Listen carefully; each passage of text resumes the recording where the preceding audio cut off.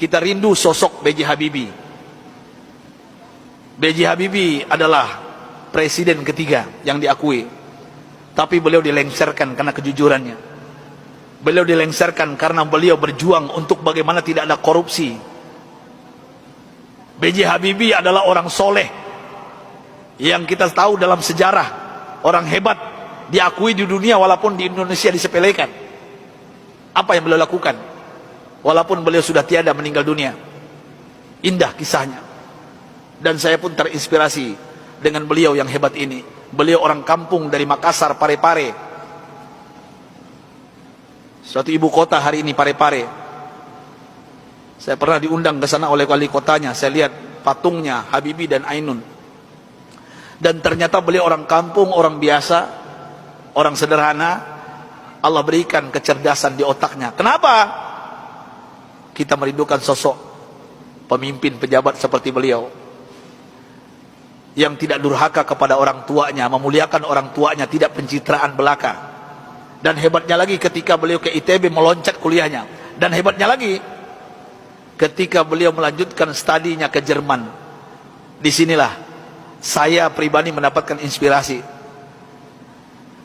Pesawat terbang Bapak Ibu yang kita naik itu, di ketinggian tertentu kalau nggak pas bikinnya bisa retak, Pak. Pesawat itu bisa retak.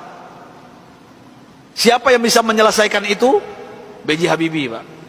Di dunia yang bisa menyelesaikannya B.J. Habibie. Sampai beliau digelari oleh teman-temannya di Jerman apa? Mr. Crack, Mr. Retak. Bukan retak otaknya, Pak. Nah, pejabat kita yang banyak retak otaknya, Pak.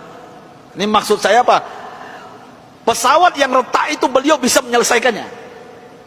Ini kehebatan Habibie yang mungkin dilupakan oleh bangsa ini. Tapi ada yang lucu, aneh bin ajaib, ternyata beliau bukan orang tercerdas di dunia. Sampai beliau di Jerman, apa yang terjadi? Beliau tidak pernah ranking 1, ranking 2. Beliau ranking 3. Sampai beliau cemburu kepada 2 orang yang ranking 1, ranking 2, dan ini orang Yahudi, Pak. Orang kafir, laki dan perempuan. Saking herannya beliau, padahal beliau apa yang beliau isi itu benar semuanya. Tapi saking penasarannya, bertanya kepada Yahudi 2 ini. Apa kata beliau? Aku mau tanya kepada kalian berdua, apa rahasianya sampai kalian hebat di dunia, ranking 1, ranking 2?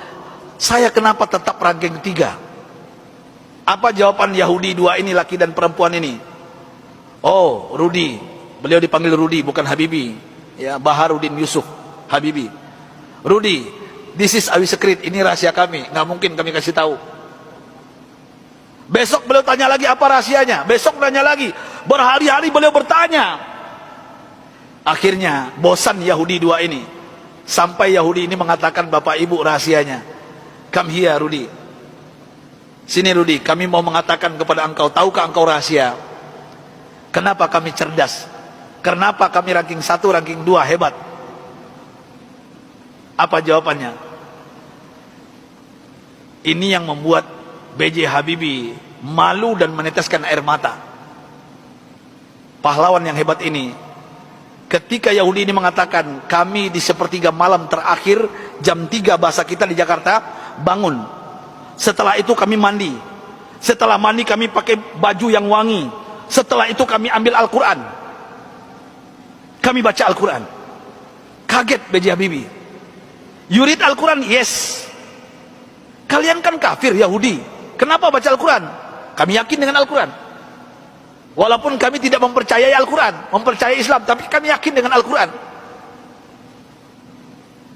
Heran B.J. Habibie, orang kafir Yahudi yang juara 1, juara 2 di Jerman ini, setiap jam 3 pagi mandi, pakai minyak wangi, baca Quran. Apa jawaban mereka? Kami baca Quran. Tahukah engkau Rudi, setelah kami baca Al-Quran, saraf kami ini rileks, otak kami cerdas, metabolisme tubuh kami dahsyat, imun. Nah ini bapak-bapak, ibu-ibu yang takut dengan corona, ini bukan saya yang ngomong, ini orang kafir yang ngomong ini. Ya. Imunitas kami naik tinggi. Kenapa? Al-Quran. Al-Quran kami baca.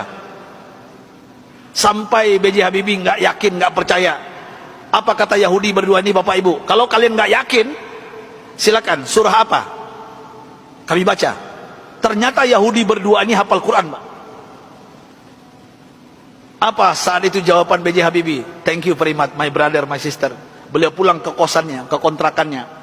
Sampai di kosan di kontrakan, beliau sujud menangis. Rasanya tertampar wajah beliau, malu beliau, padahal beliau beragama Islam, orang kafir. Jam 3 bangun, mandi, baca Quran. Mulai saat itu bapak-bapak dan ibu-ibu, saya ingin berbicara pahlawan satu ini, orang hebat ini.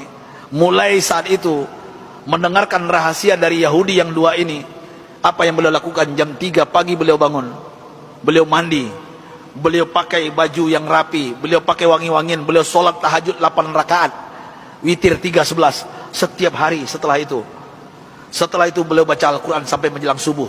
Kalau orang kafir tadi nggak sholat karena bukan Islam, langsung baca Quran.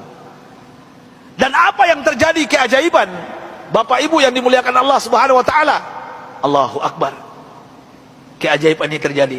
Semenjak itu, setelah itu, B.J. Habibie berubah menjadi ranking 1. Yahudi yang dua tadi turun ke bawah.